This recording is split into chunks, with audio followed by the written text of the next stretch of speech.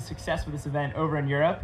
So the fact that it's coming to the United States for the first time, and you can see this incredible contraption here over to our side. So having, the community able to come together, build out their own contraptions and take them on their very own roller coaster ride, it's very fitting the fact that Central Florida is such a popular, theme park and roller coaster destination.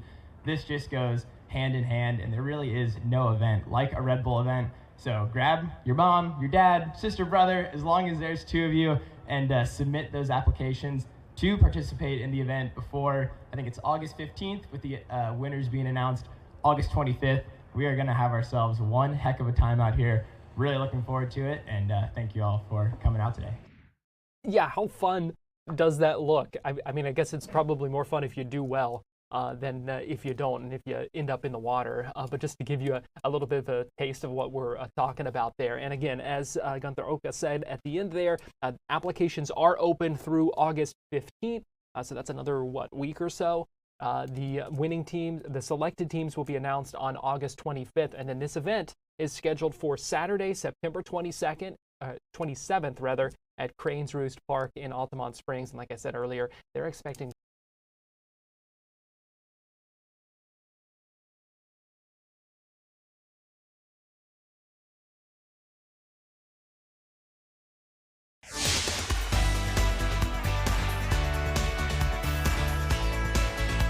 Florida Live starts now. Well, good afternoon to you and welcome into Florida Live. I'm Garrett Weimer and thanks for joining us on this Wednesday afternoon live on Fox Local and on YouTube. I want to let you know that we are monitoring this afternoon a developing story out of Georgia where we learned that 5 soldiers have been shot during an active shooter incident at Fort Stewart, a U.S. Army post in Georgia. It was under lockdown for a while. We have learned just in the past few minutes that an all clear has been given. The president, President Donald Trump, has been briefed on that shooting. It is our understanding that one suspect has been taken into custody by law enforcement. But again, still very much a developing situation that we are tracking at this hour as we head into the 2 o'clock hour here on Florida Live. I want to let you know other things we are monitoring over this next hour. Senator Rick Scott, a Republican from Florida, expected to host a roundtable discussion coming up in just a little bit in Maitland. I believe it's supposed to start at 2:45. We do hope it starts on time so we can bring that to you in this hour, but we will be monitoring for that. It is called Protecting the American Dream. Senator Scott expected to talk about the tax cuts, a number of other things, affordability issues and those kinds of things, as he talks about the Protecting the American Dream here in Central Florida.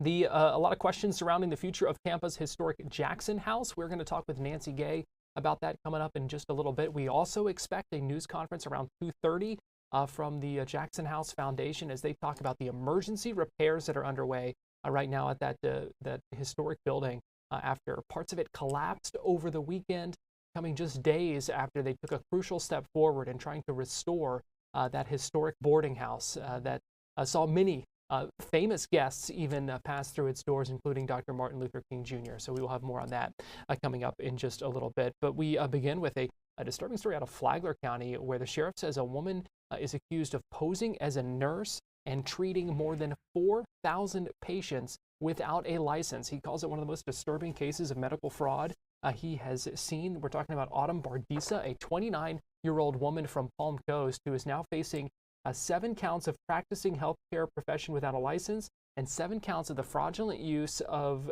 personal identification information. Again, she was accused of treating 4,000 plus patients as a registered nurse, even though she didn't have a license, according to investigators. Sheriff Rick Staley spoke to reporters just a few minutes ago, giving the details about this and how they were able to uncover all of this information in an investigation. Here's what he said just moments ago from the Flagler County Sheriff's Office. We believe that there are over 4,400 patients that she was in one manner or another that was involved in care at Advent Health Palm Coast, which is our newest hospital in Flagler County. Autumn Bardisa, as we understand it, was graduated from Rasmussen University in March 2022. She then took a state/federal licensing exam and failed. She then was hired on July 3rd of 2023 by Advent Health to be a advanced nurse tech working under a registered nurse. When she applied, she gave a nursing license number, and they noticed when they checked that the last name was different. And she said, well, I just got married. So they congratulated her on getting married, asked her to provide a copy of the marriage certificate, which she never did. And she then became an RN, and they were actually, by using this assumed last name and the license number of a licensed RN. And she never provided the documentation of her marriage and the change in the last name. And frankly, from our investigation, that probably fell through the cracks at Advent Health. She was up for a promotion to a charge nurse, and that triggered a review of her documentation, at which time they determined that it was fraudulent, that she had assumed the identity of a legally licensed nurse, ironically, who also worked for Advent Health, but not here, in another South Florida, as I understand it. And that started an internal investigation by them. They fired her. 2 months later, they notified us of the incident, which began a 7-month investigation. And the reason it took 7 months is you have to remember that we are trying to thread the needle on HIPAA laws. And so we have to have victims. We don't know who the victims are. And we also have to work with the hospital to obtain victim names. And so that required subpoenas and investigation, and that takes a while to complete. We worked with the Florida Department of Health because we had to prove that it was a fraudulent use of somebody else's name and license, which was done. And I can tell you that our detectives did a phenomenal job in this investigation. Now, with over 4,400 victims, if you will, in this case, we worked with the 7th Circuit Judicial State Attorney's Office, which is R.J. Larissa, to determine how you can't really charge 4,400 counts.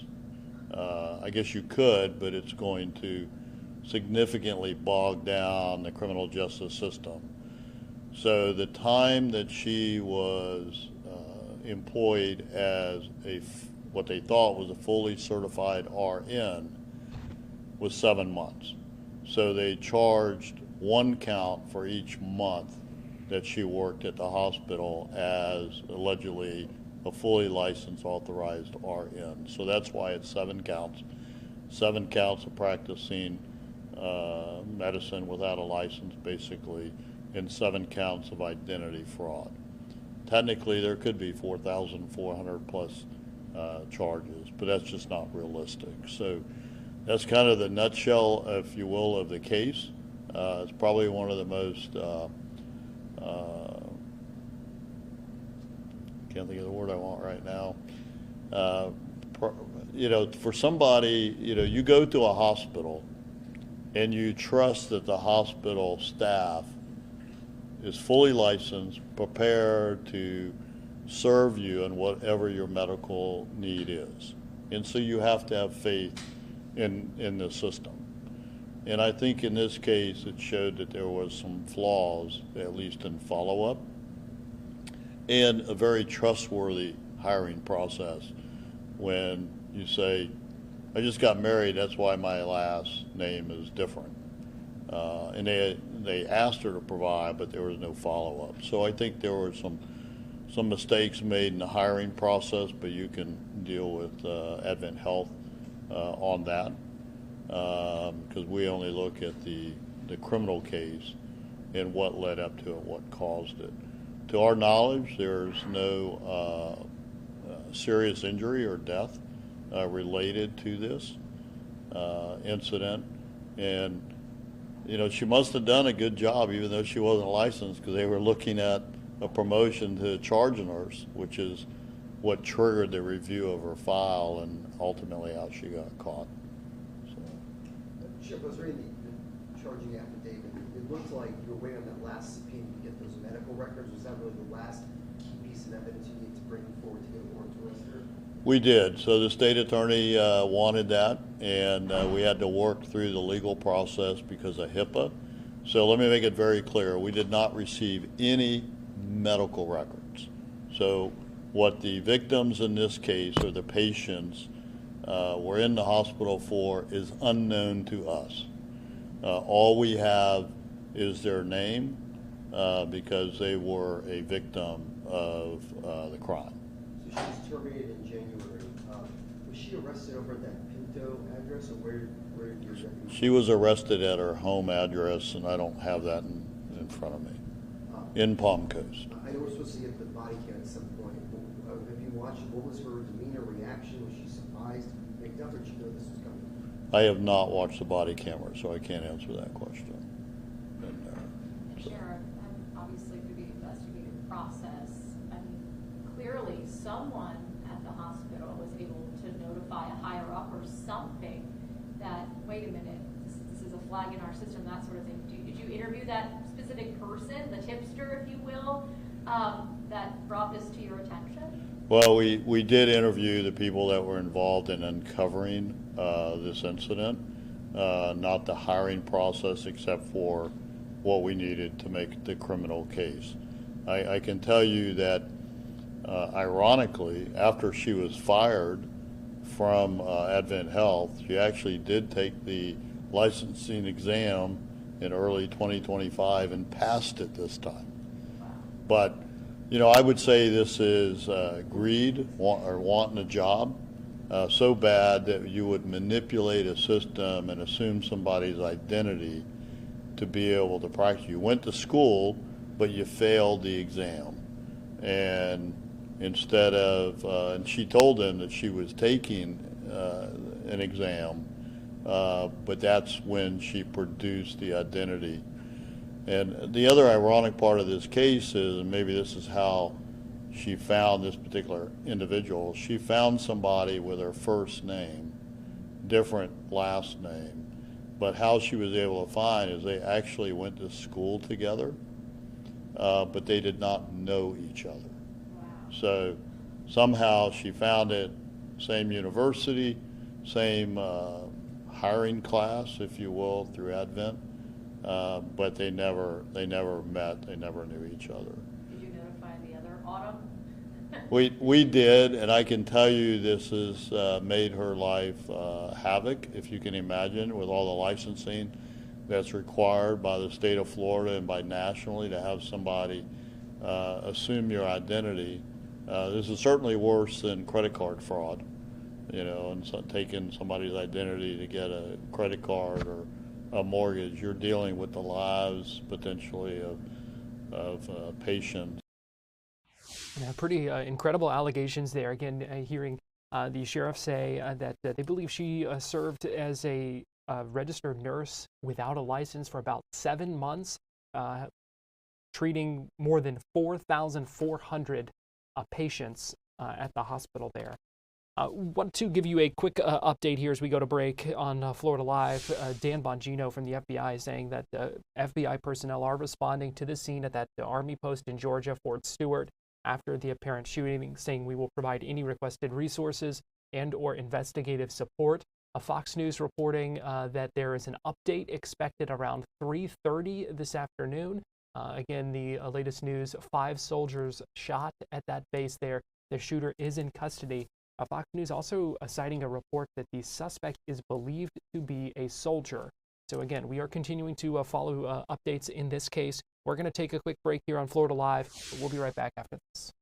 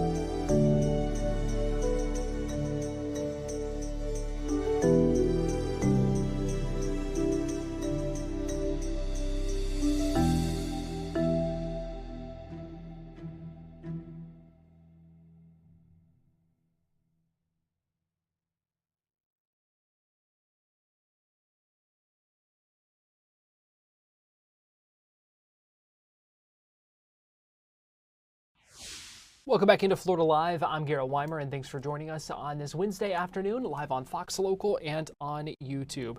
It is time now for our Tampa Connection, and for that we go to Fox 13 digital content producer Nancy Gay, who joins us live from the newsroom there. And Nancy, good afternoon. Good afternoon, Garrett. Thanks for having me. We're going to start today in Tampa, where earlier this morning, Senator Ashley Moody, as well as Department of Education Secretary Linda McMahon, were here for a press conference. They were talking about educational choice for Children Act. Now, this is a federal tax credit scholarship bill, which is part of the One Big Beautiful bill that the president just signed into law. This program provides financial assistance to families with children in grades kindergarten all the way through the 12th grade, but the money is not just for tuition. It can be used for things such as tutoring, special needs services, or even technology. Now, those who are against school choice, they argue that it reduces funding for public schools and could in turn lead to fewer resources. However, during today's press conference, Moody addressed those critics, and she said that the scholarship program is funded by donation and there is no end to this program, so it's something that they can keep building upon and improving. This scholarship program is funded by donations, not federal funds. So it is all private donations, and there's no end to this program. So we can keep building upon, improving this program, making it easier to donate, making it more beneficial to donate. Now, Moody also said that public schools are still an important part of the education system, and she said that she attended public schools growing up, and that was something that she did talk about during this morning's press conference. Now, Moody also said that Florida is currently the only state that allows for universal school choice, while 37 other states allow for school choice of some form. Now, schools do go back in session here in the Bay Area next week. Garrett? Yeah, when you're talking about school choice and some of those issues, certainly a hot topic and a growing issue as well. Meanwhile, Nancy, this afternoon we are standing by for an update on the Jackson House. Yeah, now this is something that we've been talking about. Even earlier this week, we talked about the Jackson House and what may be done to help repair it. Now, just as a reminder, the Jackson House served once as a boarding house for African-American travelers during the times of segregation. It hosted famous guests such as James Brown, Ella Fitzgerald, and even Dr. Martin Luther King. But it has since fallen into disrepair. Now, over the weekend, part of the side even collapsed. The section of siding slid off the east side of the building, which exposed splintered wood as well as chipped paint. Now, as you mentioned, the Jackson House Foundation is holding a press conference today at 2:30 to talk about the collapse as well as the state of repairs and the future of the building. Now, last Thursday, the Tampa City Council approved a 10-foot easement around the Jackson House property, which clears a key hurdle for engineers and contractors to begin work. This was a huge win for the Jackson House Foundation. Now, millions of dollars in grants and private funding have already been secured, but leaders say years of delays have driven up the construction costs. Now, the foundation had planned to host a walk-around with engineers in the coming days and seek final easement approval from the Community Redevelopment Agency before breaking ground. But this new damage that happened over the weekend could change that timeline. Again, the Jackson House Foundation is holding a press conference today at 2:30 to talk about the future of this historic home. It will be held live right here on Florida Live. Garrett? Yeah, certainly an additional challenge for those folks, even after getting that good news last week. And yes, we will carry that news conference live coming up in just a little bit. Meanwhile, story number 3 here, Nancy, and that is Florida taking additional steps to restrict SNAP benefits and what they can be used for. Yes, that's right. This is something people who receive SNAP benefits, it's going to change starting January of 2026. Those recipients, at least those here in Florida, will not be allowed to buy soda, energy drinks, candy, or prepared desserts. Now, earlier this year, Health Secretary Robert F. Kennedy Jr. said the states will now be allowed to ban people from using SNAP benefits, and these are better known as food stamps, to pay for sodas. Now, the move came after some states fought for years to stop SNAP for paying for things such as sugary sodas as well as candy. Now, the U.S. Department of Agriculture is allowing individual states to apply for waivers and expand limitations on non-nutritious food. Kennedy and other proponents of the waivers say they will incentivize Americans to eat healthier. Now, certain items, including controlled substances like alcohol, tobacco, as well as CBD products, those are already prohibited, along with prepared or hot food, vitamins or supplements, and any non-food items. Now, this year, SNAP has averaged an average of 42 million Americans each month, with about $188 in benefits per person. Garrett? And finally here, Nancy, some new technology that might help make the lines move a little quicker if you're heading to the Tampa Bay Buccaneers games this year. That's right. This is really cool. Raymond James is launching the new Express Entry, and this involves facial recognition technology, but keep in mind it is completely optional. Now, fans who are 18 years old or older can opt in by going to buccaneers.com/tickets/express entry and clicking on the Register Now button. From there, you'll be able to log into your Ticketmaster account and upload a selfie. That photo is then tied to your digital ticket, and on game day, all you have to do is walk through one of the express entry lanes at Raymond James Stadium or Bucs training camp. Now, if you do have other people with you who haven't registered, but you have all their tickets, just tell the attendant how many are in your group and you can all walk in together. Now, in addition to Bucs games, the technology will also be used at all future events at Raymond James Stadium, including concerts. It's also important to note that these photos aren't stored anywhere. They are instantly converted into a numeric code and then deleted. As I mentioned, fans can opt out at any time. Again, the Tampa Bay Buccaneers will host their first 2025 preseason game this Saturday at 7:30 p.m. against the Tennessee Titans. Garrett?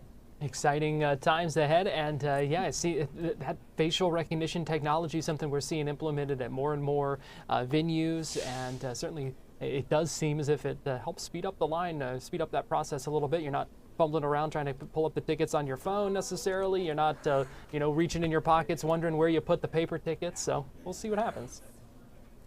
Yeah, it's definitely interesting, and hopefully it will make those lines move a little bit faster. I know something that people are often concerned with is what else will the selfie be used for? Will it be stored? Yeah. Can someone possibly take my identity? But they're saying that it will automatically be coded, if you will, into a numeric form and then deleted. And again, anybody who does opt in for this facial recognition technology can opt out at any time as well. Yeah, and that's an important point. It is an optional thing, not something people have to do. Fox 13 digital content producer Nancy Gay, we appreciate you joining us for our Tampa Connection. Thank you. We're going to take a quick break and we'll be right back.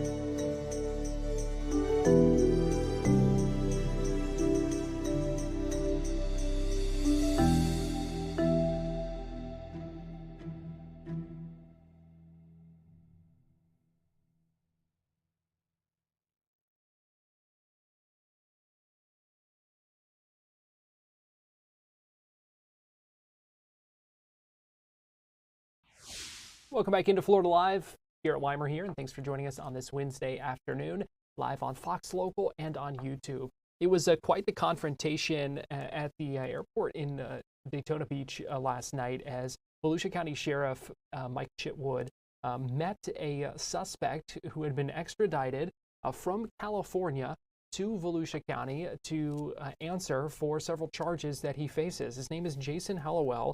He's accused of playing a part in stealing $500,000 from an Orange City woman. In total, investigators say he was involved in stealing $19 million across several states. Again, he was extradited to Volusia County. Volusia County Sheriff was at the airport to greet that suspect, and Fox 35's Kelsey Cairns was also there.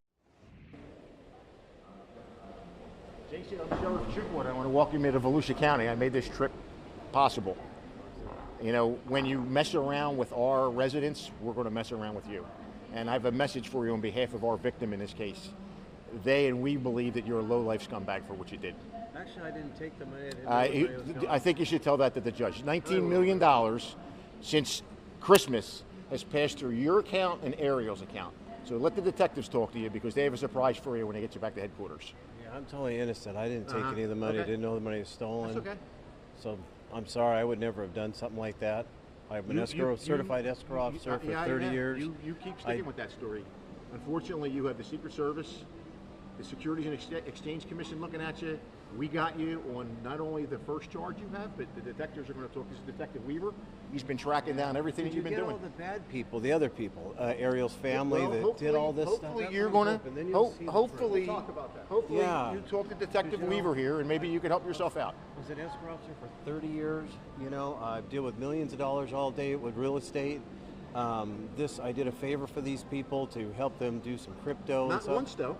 Not once. No, a bunch. Bunch of times, right? Yeah, like I try the to poor tell you. woman out of Washington, D.C., who you got a $2.7 million for a condo, right? And $900,000 that ended up in your account. Yeah, but it was supposed to be their money, giving it to me and putting it into crypto. I didn't know the money was stolen. I had nothing to do with that. Here's the and deal. that's You've the been warned by truth. the bank many times. Many times you were warned by the bank. Well, I Last talked year. to you. Well, Yes, no, you did only talk to me. once. Yes.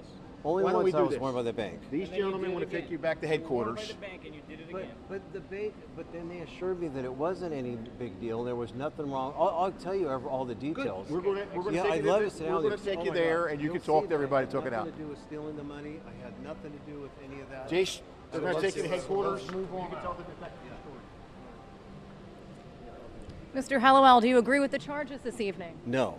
And why is that? Because I didn't steal the money. I didn't know the money was stolen. I had no part of that. And all I did was helping a good friend of mine and supposedly her family. Her name's Ariel. And her aunt and her family was moving from China. And they asked me to take in money, turn it into crypto, and send it back. I didn't think that was illegal or anything wrong with it. And I trusted them.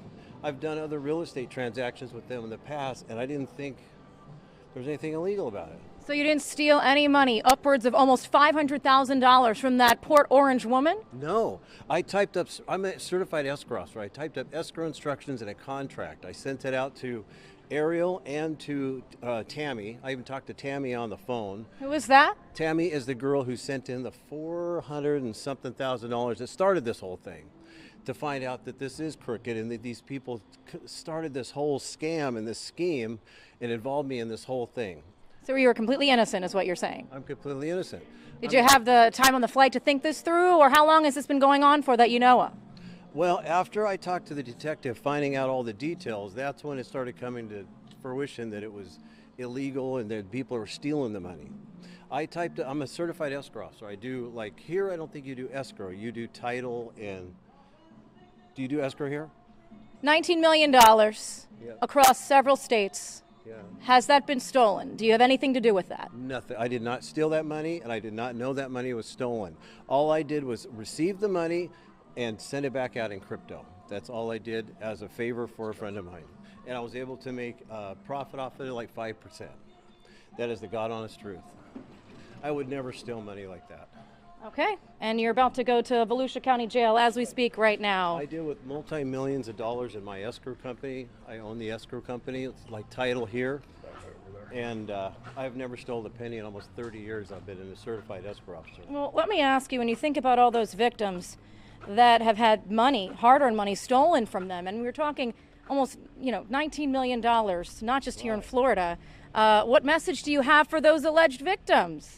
Dude, I'm super sorry. I would never steal a penny from anybody. I never have in 30 years. I deal with multi-millions of dollars all the time. I did a favor for someone to help them take money in for crypto to help their family move from China to here. I got involved with a huge scam. And I'm in the middle of getting open heart surgery, trying to get all this stuff done. I didn't do anything wrong or mean to. And I would You never think ever- you are the one being scammed this evening? Yes, I'm a victim in this. And I'm very sorry. Thanks, you guys. One of the interesting things is the banks alerted him that what he was doing was fraudulent and he needed to produce receipts, which he never did. So he was warned by all of his bank accounts, and they were shutting his bank accounts down because of these fraudulent transfers. Again, $19 million, him and his partner, since Christmas, have passed through all these different accounts. Oh, I was just purchasing it for somebody else. It's the typical scheme. I'm a good guy. Why do I do it? I was just doing them a favor. Interesting. Didn't Anything think else? it too much when she got locked up. You're right. She was the first one locked up. So. Anything else you'd like to add for our viewers The tonight, detectives did a great job. I mean, they're going to take him back to headquarters. They'll question him, and then he's got a slew more charges he's going to get hit with. Right now, he's only hit with grand theft. He's going to get hit with fraud, scheming to defraud, and a bunch of money laundering. There's a whole bunch of charges coming his way, and I think this is just the opening of Pandora's box because you got the federal government looking at him, and I'm sure with what they're uncovering, you'll have other police departments and sheriff's offices doing what we're doing. And we are continuing to follow this developing story out of Georgia. This is a live look at the hospital in Savannah, Georgia. Fox News now reporting that the shooting suspect accused of shooting 5 soldiers at Fort Stewart, a U.S. Army post in Georgia. The suspect has been not identified yet, but they said he is believed to be a male Army sergeant who is also in custody at this time. That's from Fox News. So again, continuing to follow that developing story out of Georgia as well. We're going to take a quick break here on Florida Live, but we'll be right back after this.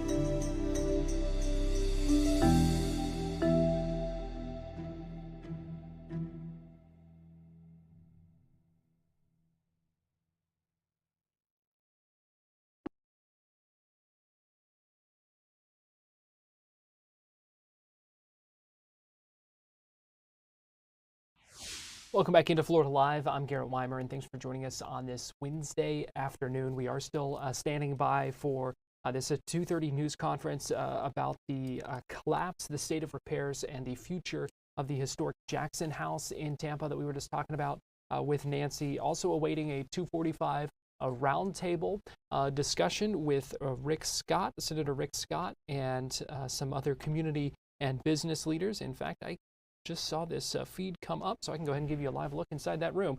This is inside the Greater Orlando Builders Association in Maitland, where that roundtable discussion is set to begin here in just a little bit, talking about bringing Florida's success to the federal level. That's what the senator said in the media advisory about this event, talking about tax cuts, talking about making homeownership more affordable, talking about a number of issues when it comes to protecting the American dream, and calling it Protecting the American Dream Roundtable.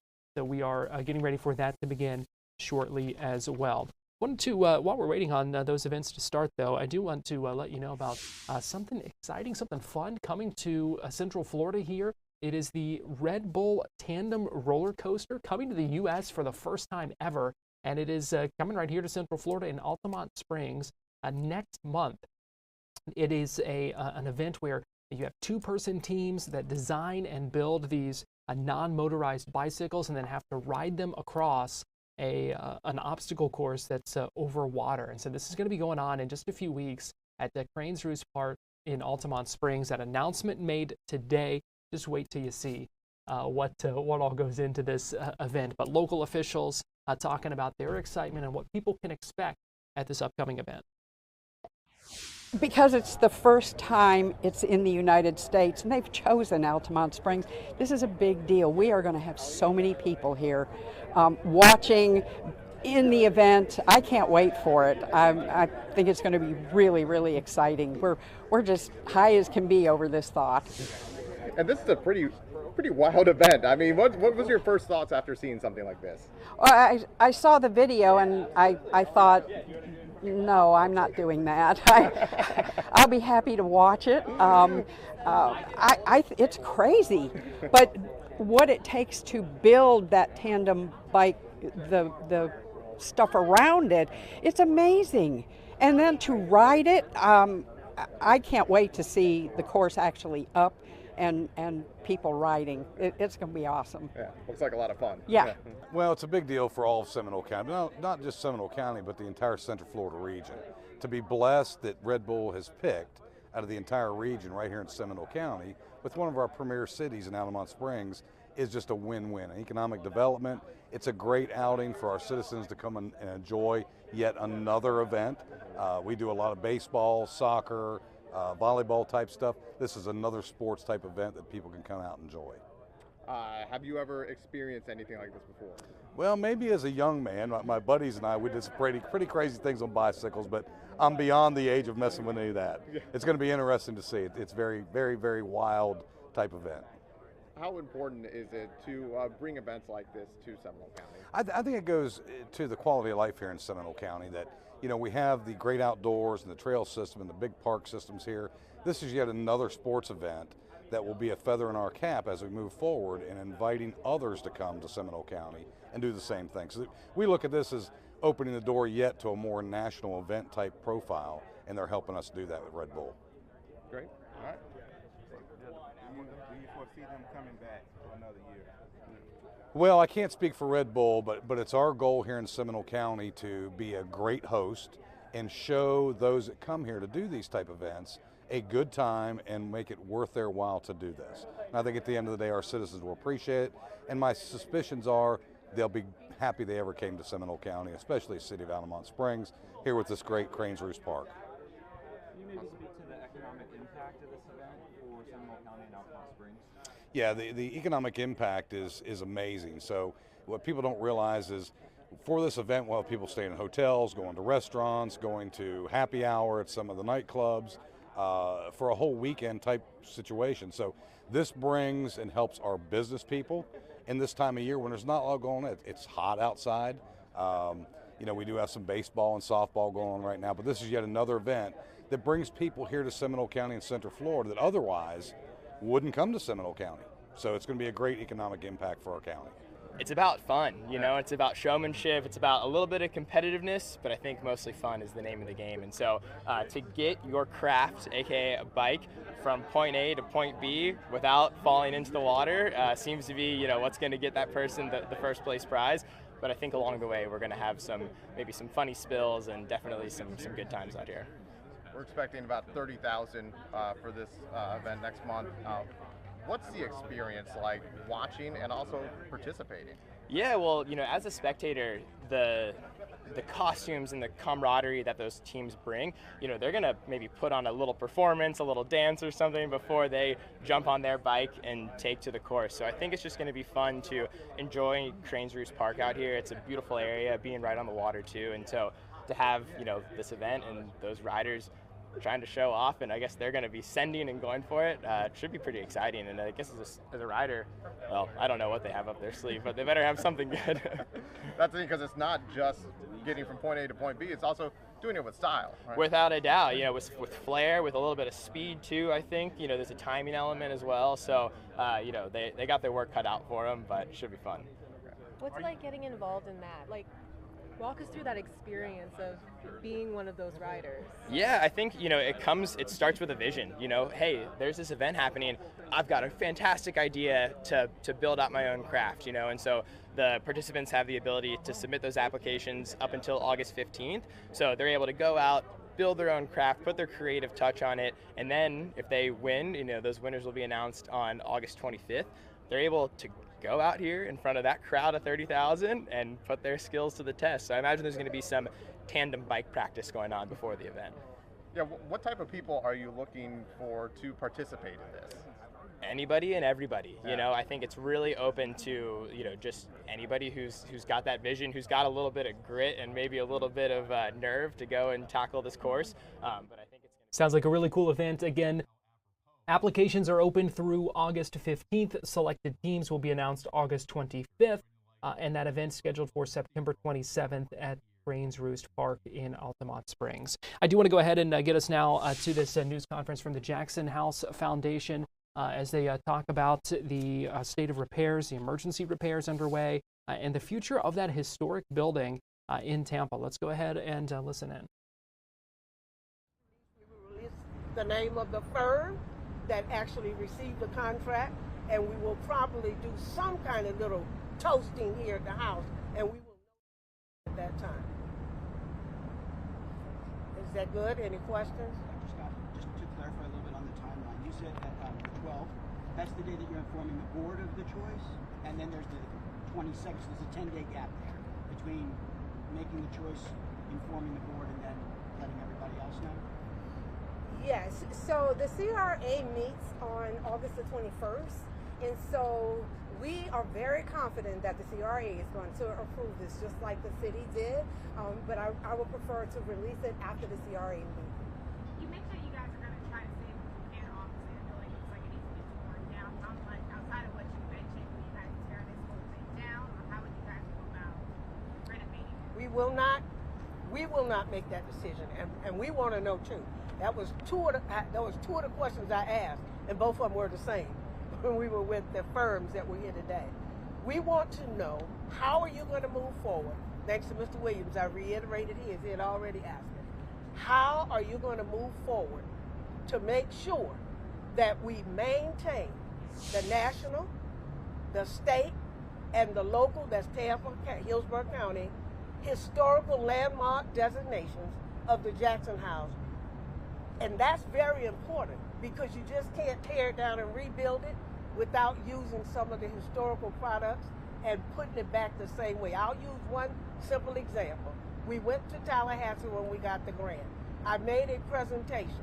We had a rendering from the architect, and the state literally ate me alive. And I couldn't understand why. And it was because we decided at that time to run a ramp up the side of the house and do an entrance on the back side here. And they say, that's fine. But you can't attach that ramp to that house, because there was never a ramp there 125 years ago. And it was a ramp was not there when we gave it the historic designation. So the historic folks are very serious about what they want done. And so we can't tell you, but we promise you that whoever gets this contract would have told us a little bit more on how they're going to break it down. And that was the purpose of today's walk around, in addition to the interviews they already had. So just to be clear, it's not sure how you guys are going to figure the plan is just trying to do something. Can you yes, repeat that again? I got it. She want to know exactly how we're going to do it. And no, we don't know until an architect, engineer, and a project manager, all these folks come together from us selecting them, and then they're going to tell us. And we're so blessed because we do have a contractor on our board who knows what he's doing and who did the stabilization. So he knows this house from the bottom to the top and all around the side. One more question. You mentioned that you guys have a code violation from the state that's also taking long. Did they say exactly what they were and what? Oh, sure. And it's not from the state, it's from the city of Tampa. It's from the Hillsborough County. They have fire codes. They have safety codes. If an ambulance, if we rebuilt the house where it is now, and we didn't have the 10-foot easement, and something happened and an ambulance needed to get through, it wouldn't. We've been educated that wood burn in 20 minutes. So we can't afford to have something directly next to us and it catch a fire. Nothing next to us and it catch a fire. And then this house will burn in 20 minutes as it is today, or with the wood that they're going to replace it with, because that's the rating. I don't understand that. I could ask, but I'm not going to bother Mr. Williams. But it's ratings that they put on it. So those are the codes. Same codes any of us would have to follow if we were building a house now in Tampa, and what the codes are that would be placed upon each and every one of us. How far you got to be away from the house that's next to you. What safety codes that you must have. And those are the codes that we're dealing with. Given the partial collapse that happened already this week, what else are you guys doing to make sure that the structure doesn't fall apart anymore? Is there anyone else that's going to be coming in to stabilize the other big part? We're not stabilizing it. We actually are coming in and doing repairs. We're doing repairs and we're doing them safety, and we're working with the appropriate department. We thought it was emergency repairs at the city. They notified me that it's not emergency repairs, it's another department. They're waiting for us. When we leave here, we'll be completing that paperwork, and they will let us know how we can move forward. What's the estimated time frame on that cost?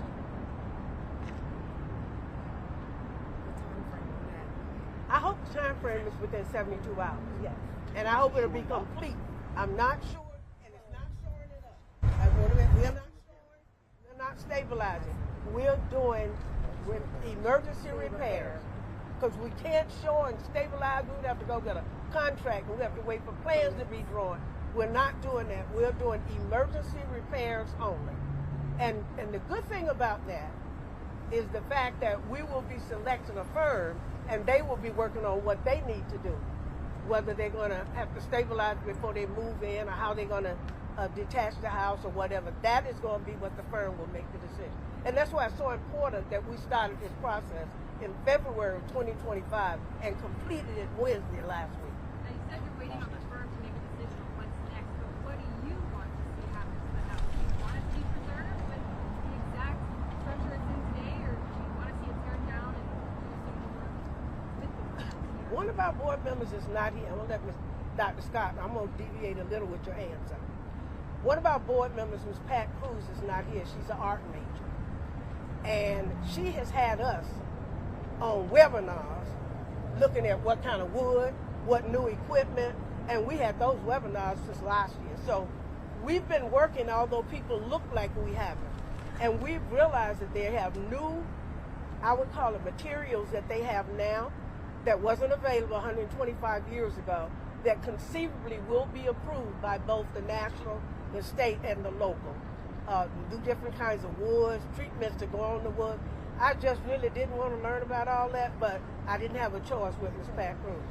Why fight so hard for this house? What does it mean to you? Whew.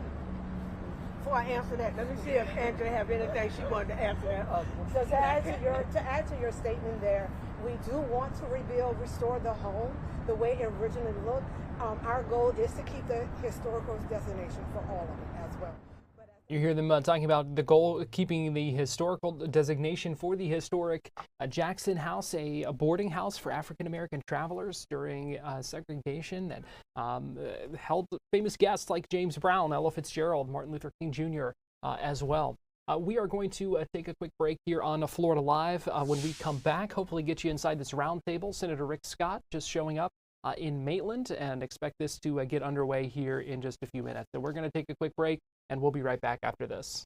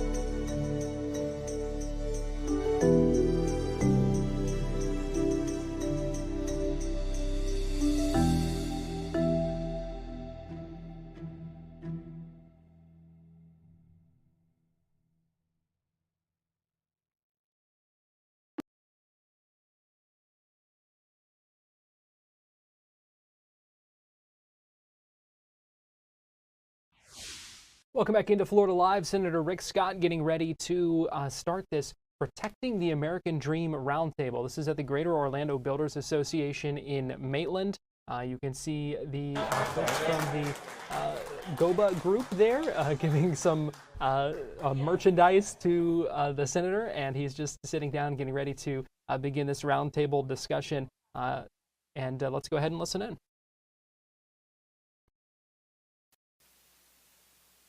Roundtable event with the senator. This roundtable is going to focus on one of the most pressing issues facing Florida, which is, as we are all aware here today, housing property insurance. As home builders, developers, and industry leaders, we see firsthand the growing challenges families are facing finding quality, attainable housing, whether it's rising costs, regulatory barriers, or insurance pressures. It's clear that we need a strong collaborative leadership to find real solutions. That's why we are honored to welcome someone who understands these issues not just from a policy perspective, but from a business one as well. As Florida's former governor and now U.S. Senator, Rick Scott has been a vocal advocate for reducing the cost of living, cutting the red tape, and promoting economic policies that support working families and housing accessibility. He recognizes that housing isn't just market issues, it's a quality of life issue and a foundation for opportunities in our state. Please all join me in welcoming United States Senator Mr. Rick Scott.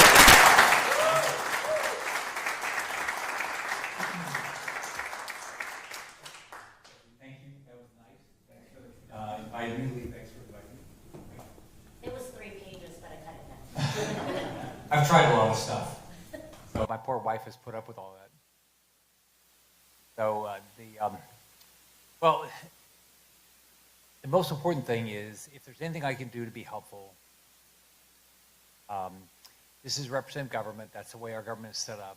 And what I tell people is I can't solve problems I don't know about. And so the more vocal you are, I have a really good team of people. Alex Ojeda is over here.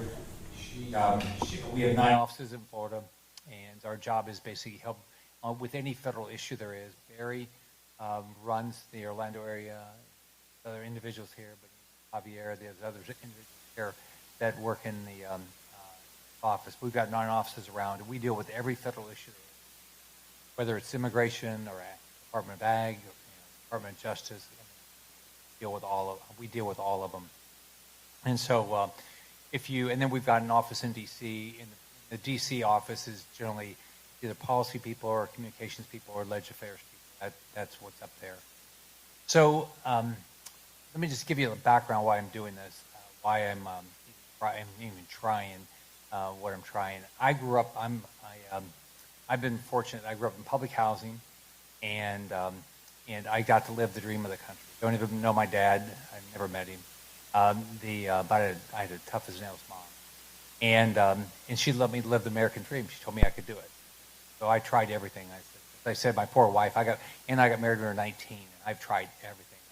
I bought a donut shop. I built the largest hospital company. I did manufacturing companies. I've tried everything you can imagine, because I never wanted to be broke. I hated not having money. And I don't know people that like to be poor. I haven't really met any of those yet, but maybe somebody's like that. Not me, because I want to make sure that I could provide for my family. When I ran for governor, I ran because people forget in 2010, more people left Florida than moved in. You couldn't sell a house. Home prices have dropped in half in 4 years. We lost 800,000 jobs. It was just, it was a tough place. So the state had a choice. They could have gone down a path like a California, where the government runs everything, or try to go give people opportunity. So I got elected. I shocked everybody. Every poll said I'd lose, but I won the primary. The only Republicans that would talk to me when I ran the Republican primary were the ones that told me to get out of the race. And then I won the general election. And what I set about is to give people a job. I think it's the most important thing you do for somebody, get them a job. And so I had a plan to get 700,000 jobs, and we actually, not government, but you guys added 1.7 million jobs in 8 years. And the way we did it is we got out of your way. We made it easy to get a permit, made it easier. We got rid of about 20% of the regulatory environment. How many new regulations do you guys need? Yeah. How about make it really harder to get a permit, right? So I'm a business guy. I build, and I always tell people, if you made it hard for me, I'll go someplace else. But what do you think? How many of you have been to the villages? So I went to the villages to raise money after I won the primary back in 2010. And the guy, Gary Morris, had built it. And I think 92,000 people lived there. And I said, well, how much land do you have? He said, well, I have enough land for 101,000 people, but I can't buy any more land because it's the Department of Community Affairs. They decided it shouldn't grow anymore. But that's the most successful real estate development, probably residential in the world, right? I don't know anything like that in the world. And so I got rid of the department. And I think now 160,000 people live there, and they have enough land for 300,000 people. They were going to run out. We are wrapping up our coverage here on Florida Live, but want to let you know we are going to continue here on Fox Local Orlando, continue with this roundtable discussion from Senator Rick Scott. So we will carry that through to till its end here for a little bit. So let's go ahead and listen back in as this continues. Ethical and moral, and you're not hurting your neighbor. That's what we try to do. So at the federal level, it's a totally different job. It's very partisan. It's very hard to get things.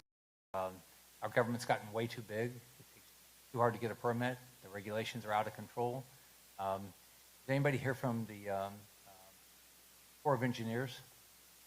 Every time I meet with them, I say, I hope your family loves you, because I haven't met anybody in Florida that does.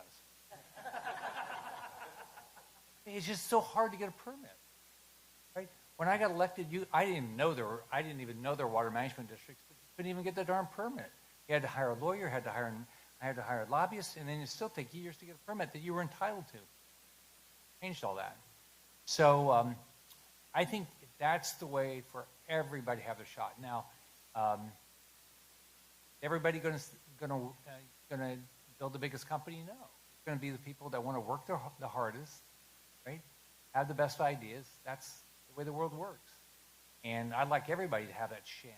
I tell my grandkids, I have 7 grandkids, and if they're over 7, the first thing I say to them when I see them is, "You're unemployed?" I said, "What's the deal?" I said, "Have you looked for a job?" I said, "I started working when I was 7 years old. I live in Naples, and I was driving somewhere this day, and I guess I got back on Monday. So Monday afternoon, and 2 little kids had a lemonade stand. So I'm sure it was against all the regulations, right? I'm sure they didn't comply with anything. So, but I gave them, they were just shocked. I said, I gave them $10, and I said, "I don't want any lemonade." And but these kids were out there trying to make some money. How great! So, with regard to housing affordability, you look at what's happened. Number one is property insurance is way too high. So we worked really hard on that when I was governor to try to make sure it didn't go up. And you've got to crack down on the fraud, and it's, there's people that just take advantage of the system, and we all pay for it.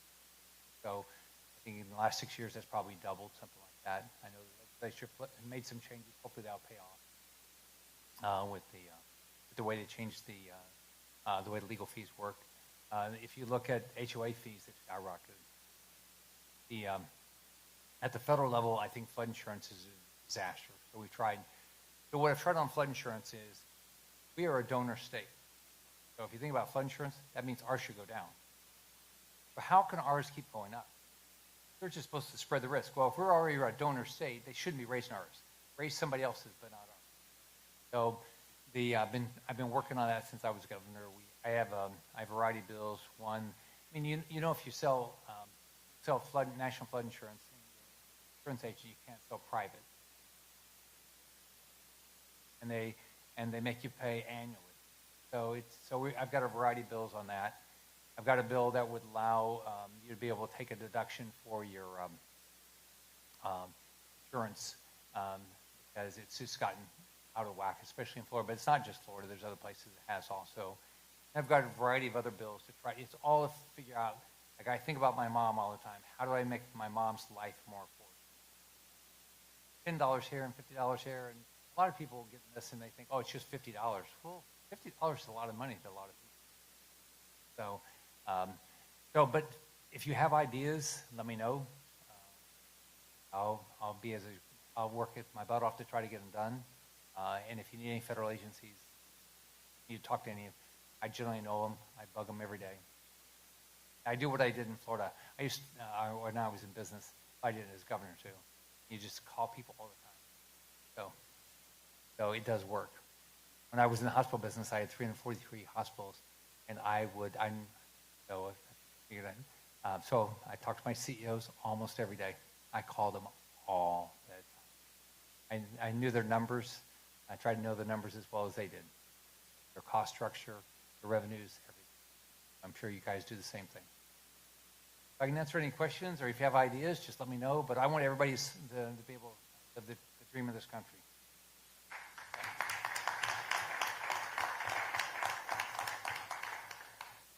So, ideas?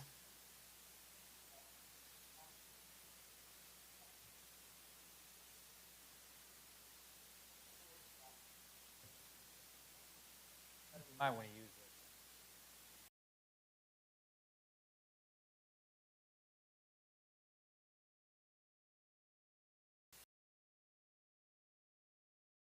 Obviously, it was kind of taken out of the hands of the state, and now it's. So I spent my entire as governor, and I got it done like my first year as a senator.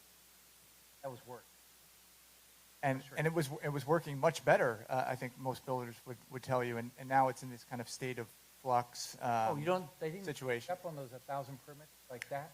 No, I think they told me they were all staffed up. They could do all of it.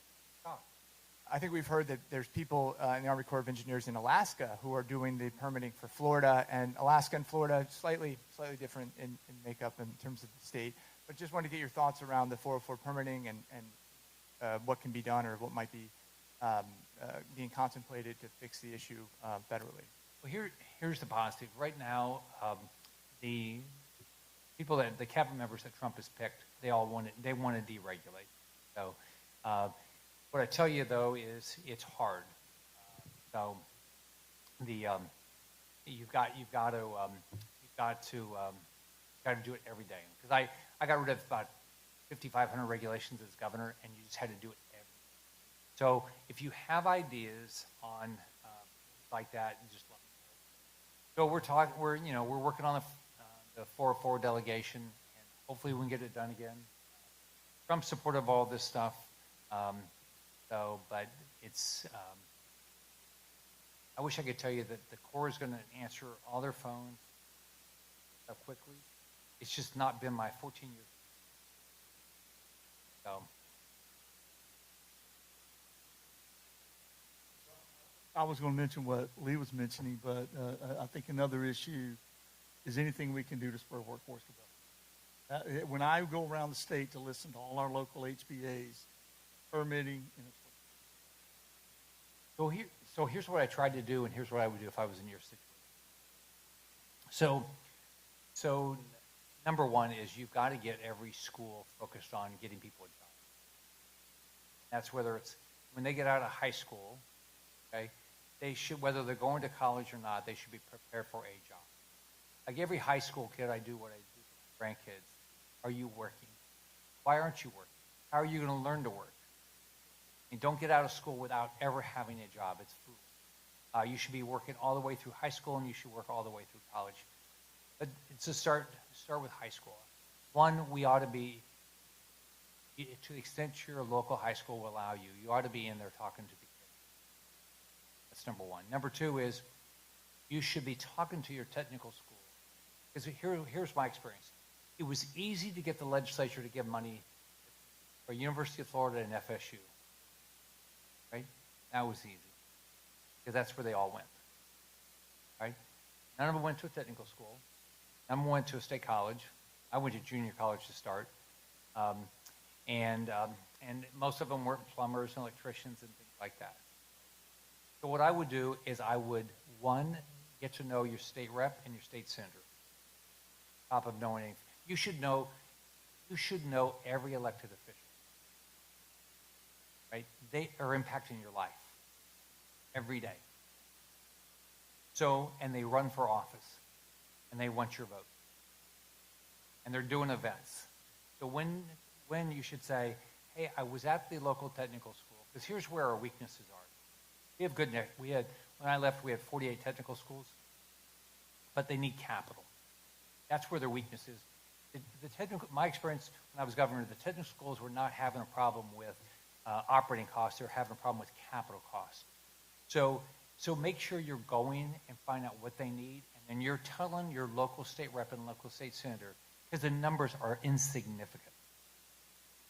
I mean, the amount of money, when you look at the amount of money that our universities are getting, it's hundreds of millions of dollars. A technical school might need $1 million. So go to your technical schools, find out what they need. All right. Number two, make sure you tell them that that you have jobs. Because a lot of these kids, I mean, they don't have, like I didn't have anybody in my family. I had a wonderful adopted dad. He was a truck driver. My parents had no idea what jobs were out there. Way more jobs than used to be when I was growing up. But you got to go talk to them. Next, go to your state colleges and find out what they need. And then tell your state reps and tell your state senators, I want money because it's the hardest money to get. It's not operating dollars. It is capital dollars. For technical schools.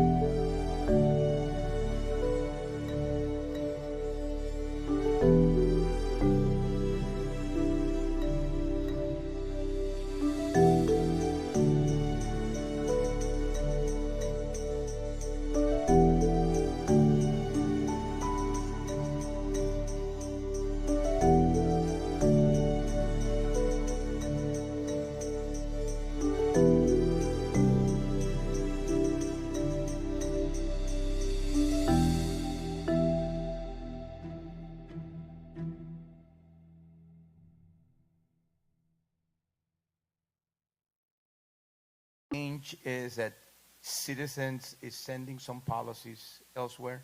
Those policies are not following the guidelines.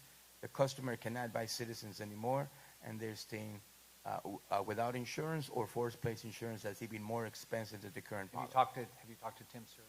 I have not, sir. Tim? Give me, write down your name and telephone number and just write Tim Serio at the bottom. I'll get Tim to call you. He runs Citizens. Thank you, sir. If anybody that leaves Citizens has to be able to get insurance, right? So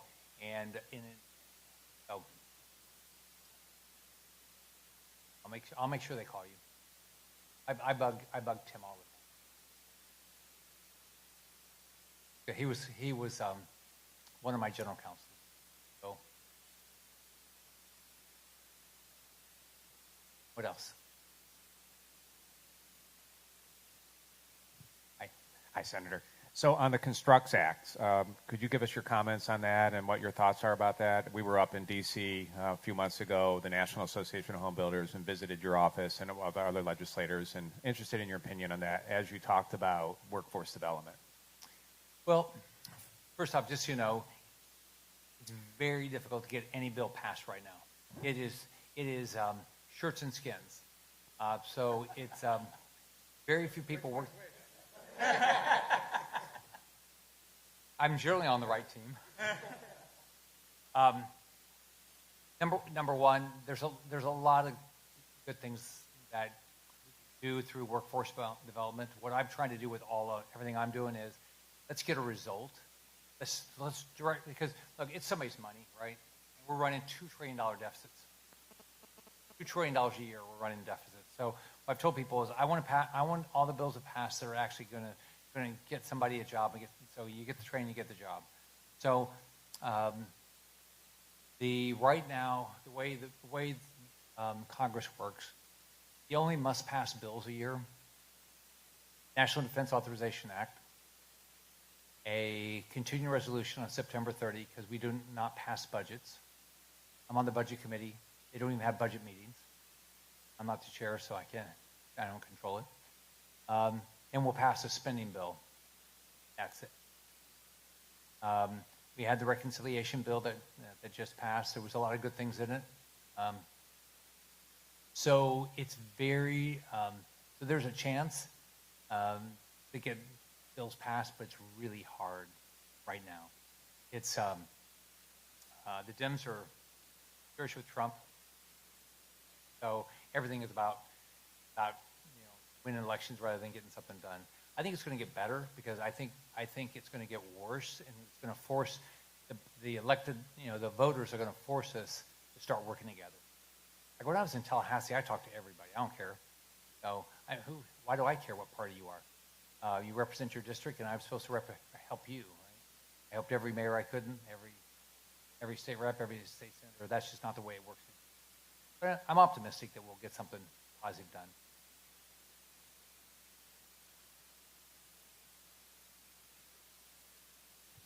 Just adding to your comments on, and John Riddle's comments on a workforce. So we do work with Career Source here in Central Florida. Yes,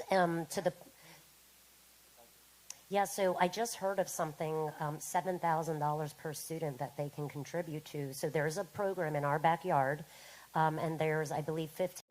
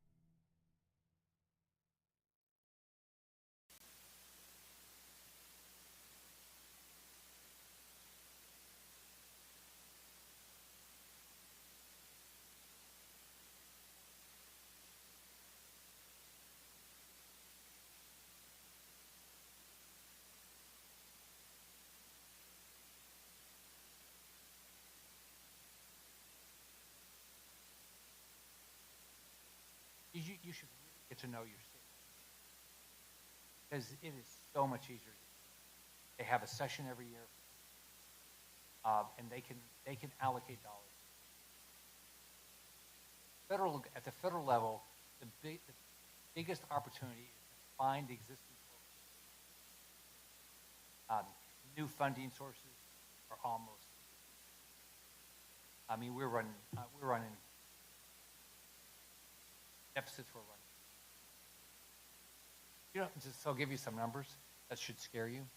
Okay, so right now we have $37 trillion worth of debt, right? We'll have 38 by the end of the year. So, so we're running $2 trillion just to fund the $2 trillion. You know how much everybody's taxes would have to go up? 80%. Now, or we could just say tax the rich, right? That's easy. At what income level would you have to take everybody's income above, all their income? At what level? If all the people made $10 million, would that be enough? How about $1 million? What it is, you have to take the income of everybody that made over $100,000 to balance this year's budget. Then you say, well, just tax corporations. You know, that's all. You know, they make all that money. They don't even make $2 trillion a year. All the corporations in this country. That's how out of whack we are right now. And so it's, if we don't, I mean, I want interest rates to come down. I just don't see how it's going to do it if we don't balance a budget. You know how much we have to, who said something about Jay Powell? You didn't, okay. So, you know how much we have to refinance this year in treasuries? We only have a $28 trillion economy. We have to refinance $9.2 trillion of treasuries and sell another $2 to $2.5 trillion. I bet interest rates come down. They could. A lot of treasuries to have. Somebody's got to buy them, right? Yes, sir. Thank you, Senator. With the bill you introduced, the tax deduction, it's only for primary homes, right? You think that, I mean, it seems like to me that's hard enough, just so you know. Yeah, it seems like there'll be. I haven't gotten that passed yet. Yeah, well, that's why I'm introduced. I got the tax relief after the hurricanes. That only took 3 years, almost 3 years after Ian. Yeah, so you would think there'd be crossover appeal with the shirts and skins. What's the biggest hurdle you think to getting it past this time? It costs money. Yeah, that's the biggest thing. It's just the cost of it. It's not, you know. So, have you guys been to D.C. lately? It's packed. It's packed. You know why? Everybody thinks there's a whole bunch of free money. You just walk into Congress, they're handing out checks. So it is my office. I've been up there 6.5 years. It's never been. I mean, it's staggering with the number of people. I could meet with people all day long, 7 days a week, and not catch up with all the people that are coming up there. And so, and everybody, and this was true when I was governor, nobody ever came to my office and said, you should spend less money. Never did. And nobody said you should raise their taxes. So it's just, it's hard right now because everybody knows we're running $2 trillion deficits. So what's the bill that's going to get it passed? It's not going to, you know, the CR is going to be a big fight. So here's what happens every year. Just watch. Every year, the leadership will say, oh, we worked really hard trying to get the budget done, but man, we just couldn't do it. No, they didn't. We didn't have meetings. So, but that's like, so then we get to September 30th and they say, oh, you better vote for this continuing resolution or government will shut down. Well, I would have helped pass a budget. So why do I have to vote for this? Well, you know, the government's going to shut down then. So then they wait until they say, we're going to do it. Let's do it. We'll put a lot of pressure on us. We'll make it end right before Christmas. Then right before Christmas, 4 people get together. They write a big spending bill, and they tell all of us, well, if you don't vote for it, the government's going to shut down right before the holidays. You want to do that? And nobody knows what's in it. No earthly idea. And it'll be like $1.7 trillion, a little bit of money, right? So I'm optimistic because you just got to, what my experience is, you just got to keep after this stuff. You got to put your ideas out there and then just wait until it fits with the time. That's how I got, and most of the stuff I've gotten done, you just, at some point, enough people get interested, you get it done. And you got to create relationships with people, you know, Democrats. And so, like everything I do on the Federal Reserve, I do with Elizabeth Warren. Most people wouldn't think Elizabeth and I have a lot of things in common. But on the Federal Reserve stuff, we do. So you gotta work with people. We're the lead on trying to get an independent inspector general for the Federal Reserve. The Federal Reserve, the biggest federal agency here, has no independent inspector general. So insider trading, don't worry. You know, we're not going to investigate the people that hired us.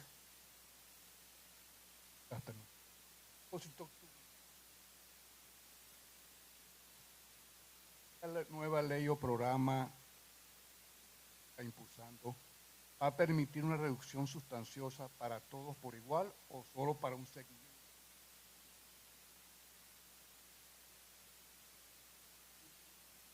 Ya pagamos 120.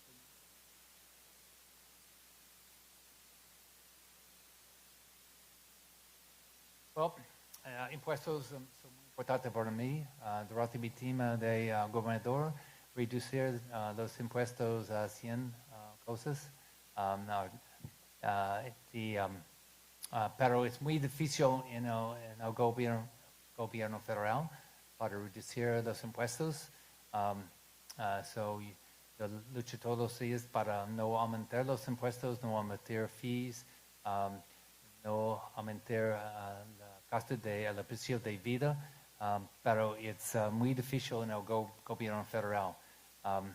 So, you know, I'm gonna, you know, so if you have specific ideas of things I can get rid of, let me know. You know, tiene ideas,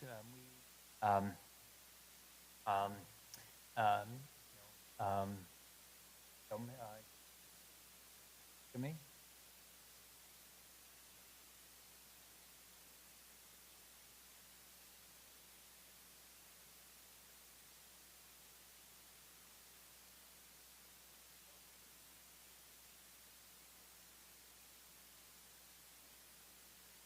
He believes that we need to increase the tax exemption. Oh. No aumentar. No, yeah. No aumentar. To increase tax exemption. So, es un precio de las regulaciones. No, también.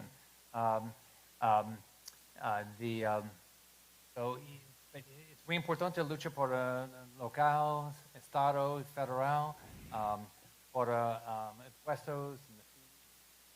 But if you give me ideas, I will look at each one of them. I was on a flight out to, home builder told me that in his case, 42% of his cost was regulation. Right? So that was, I don't know where he was, somewhere out west. But that's probably not different here. But if you have any ideas, if you have anything that doesn't make sense, I at least will bug people and try to fix it. Whether it's the core or even at the state level. I've kept my relationships with a lot of people at the state. So if you have ideas.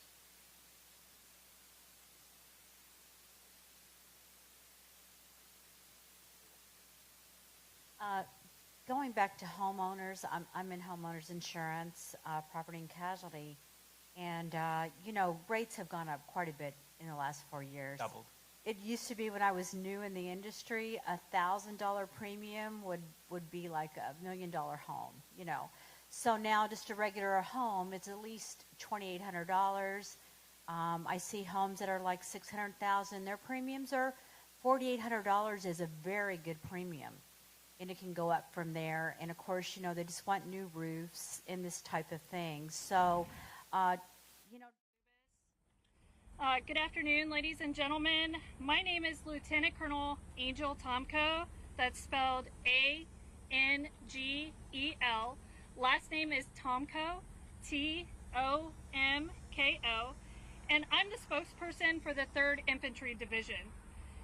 Today we're here to discuss the incident that took place earlier today on the north side of Fort Stewart installation at the 2nd Armored Brigade Combat Team footprint. In just a moment, I'm going to introduce you to Brigadier General John Lubis. That's spelled J-O-H-N, Lubis, L-U-B-A-S. He's the Commanding General of the 3rd Infantry Division. Brigadier General Lubis will make a statement regarding the incident and take a few brief questions. Before we begin, however, I'd like to go over just a couple things with you. We have limited time for questions given that this is an ongoing investigation, and we may not have all the information that we can share, but we will try to be as transparent as possible. We will not release the name of any victims until the next of kin notification has been complete. We will not speculate as to any intentions, motives, or backstories, given that this is an ongoing investigation. When you ask your questions, we ask that you please give your name and the affiliation in case we need to do a follow-up.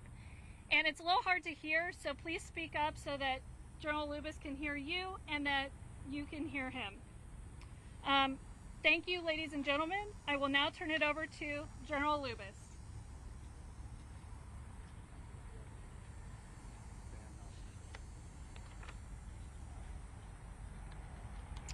Good afternoon, ladies and gentlemen, and thank you for joining us. This morning, shortly before 11 o'clock, an active duty soldier assigned to Fort Stewart, Georgia, shot and wounded 5 of his fellow soldiers here on Fort Stewart. Thankfully, all are in stable condition and all are expected to recover. The alleged shooter is in custody. We have reestablished security. I have lifted all lockdown measures on Fort Stewart, and there is currently no threat to the local community. I'd like to recognize and thank our Army law enforcement and medical personnel and our partners from local, state, and federal law enforcement and emergency services for their quick response and support. I would also like to thank the brave soldiers who immediately intervened and subdued the shooter. These soldiers, without a doubt, prevented further casualties. Our wounded soldiers were initially evacuated to Wynn Army Community Hospital right here on Fort Stewart. All arrived in stable condition, and 3 of the 5 required surgical intervention. 2 have been transported to Memorial Hospital in Savannah, Georgia for additional care. We have identified the alleged shooter as Sergeant Cornelius Radford, an automated logistics sergeant assigned to 2nd Brigade Combat Team. Sergeant Radford has not previously deployed to combat. Sergeant Radford has been interviewed by the Army Criminal Investigation Division and is currently in pretrial confinement, awaiting a charging decision by the Office of the Special Trial Counsel. Right now, our primary focus is first on caring for our injured soldiers and their families, and also supporting the soldiers of the Spartan Brigade. All of the families of the victims have been notified, and we're wrapping our arms around them and ensuring we provide them all the support that we can. Before I take questions, I want to remind you that this is an ongoing investigation and we're still gathering questions. And ladies and gentlemen, I'll now take your questions. General Lewis Levine, Coastal News. Can you give us what unit he was assigned to and how long he served in the Army? I believe if you didn't mention it. Yeah, he is assigned to one of our sustainment units here in 2nd Brigade Combat Team at Fort Stewart, and I will have to confirm how long he served with us. Yes, sir. Sergeant Russ Bynum with the Associated Press. As best you can, knowing it's still early, can you walk us through where this happened, what happened in the shooting, and were the victims subordinates of the sergeants, or were they people over him in rank? Yeah, right now it's premature, and we're gathering a lot of the information. What we know is this soldier, the shooting occurred at the soldier's place of work. It did involve his co-workers.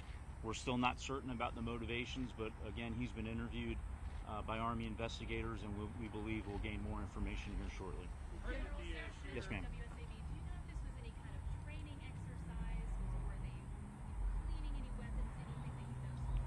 No, ma'am. We don't have any reason to believe it had anything to do with a training event. Other than that, I can't state the motivations for this soldier. We've heard that the shooter Yes, sir. may have been from Jacksonville, Florida. Are you able to confirm that? We also heard that he had maybe been arrested for a DUI recently. Yeah, at this point, I can't confirm where he's from. We can follow up on that. I do believe he was arrested locally for a DUI. That was unknown to his chain of command until the event occurred, and we started looking into the law enforcement databases. Robin, now from the current, can you tell us whether or not that was a military weapon or whether this was a personal weapon that the person brought on base? Yes, ma'am. I can confirm it was not a military weapon, and we believe it was a personal handgun. Yes, sir. Savannah Morning News. What does this mean for ongoing security measures as this situation was able to occur with a personal weapon? Yeah, I'm very confident in the security of this installation. We've got a great partnership with local law enforcement. As you can see here at our gates, we have armed guards in protective equipment. This one's a bit difficult, and we're going to have to determine how he was able to get a handgun to his place of duty. Alicia News for Jax. Has the suspect had any prior disciplinary or behavioral issues on base? No, ma'am, not that we're aware of. But again, it's early in the investigation, but not that I'm currently aware of. I know that WJCL Space News. You mentioned that some soldiers helped subdue him.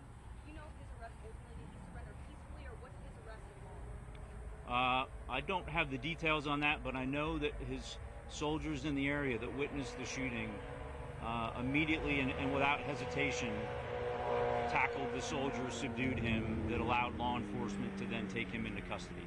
And we've got time for one more question. I know that you can't speak to the motivation, but if this turns out to be some situation where somebody had extremist beliefs or maybe classified as a terrorist attack, I mean, how does that change the basis of response or the basis of investigation moving forward? Yeah, currently we have no reason to believe any of that is the case. However, we continuously assess the threat environment, both in the immediate area and across our Army and DoD installations, and we will address the threat level accordingly. Do we have the rank of the shooter? Yes, sir. He was a sergeant. Ladies and gentlemen, thank you for your questions, and again, thanks to the local responders and the local community for their help. Thanks, and have a great afternoon. Thank you. Hey, I'm going to give you the feasibility studies. I drive the feasibility study. I know we need some type of a solution for I-4 and for the surrounding areas.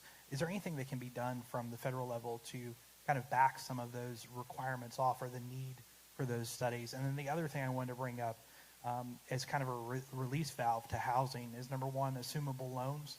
I suspect, I don't know for a fact, that there may be some solutions found within the rulemaking authority of the various alphabet soups to make assumable loans a little bit more attainable and an easier process. And then the other thing is the capital gains tax and the first-time homebuyer tax credit. Those are two things which lag behind inflation. So if there's something that we can do to have that pegged so that it automatically increases, so guys like Lawrence and I aren't having to come rattle your cage every 4, 6, 8 years to get an increase, that may be helpful. Well, on the feasibility, actually, that's actually possible. Like on I-4, I caused a lot of the traffic because I put up $2.4 billion. But I think it's better for you that I did. And I got a lot of federal money. So John Michael, when he was,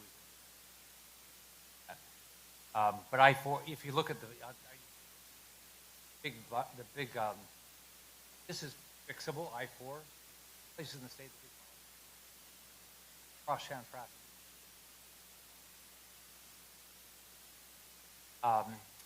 The other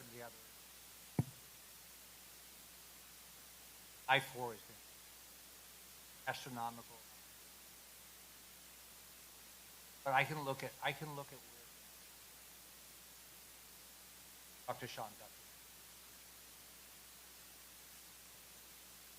On civil loans, that's, it's because, I don't know that no one ever asked me. I can find out if that.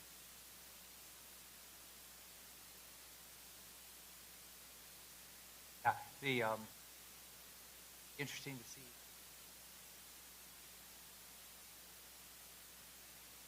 Because everything.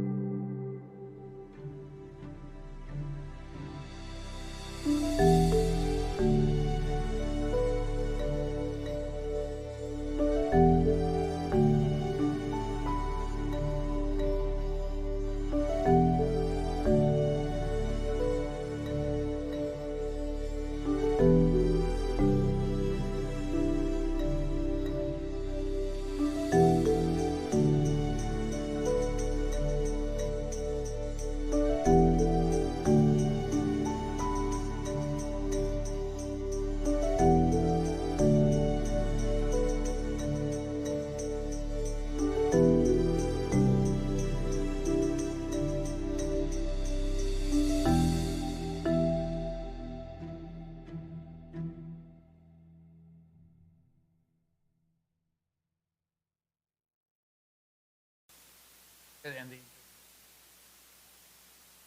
on reconciliation, mandatory.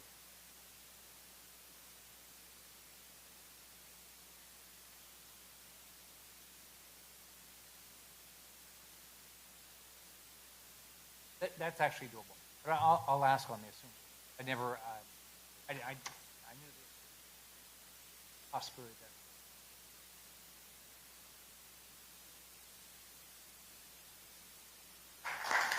So I want to thank Lee and Rusty and Chastity for doing this.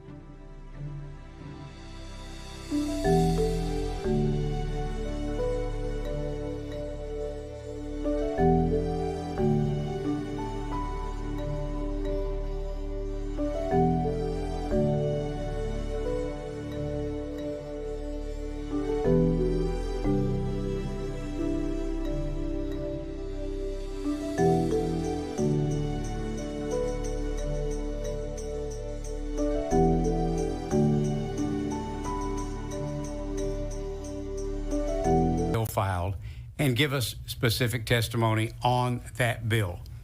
So that was the purpose for having this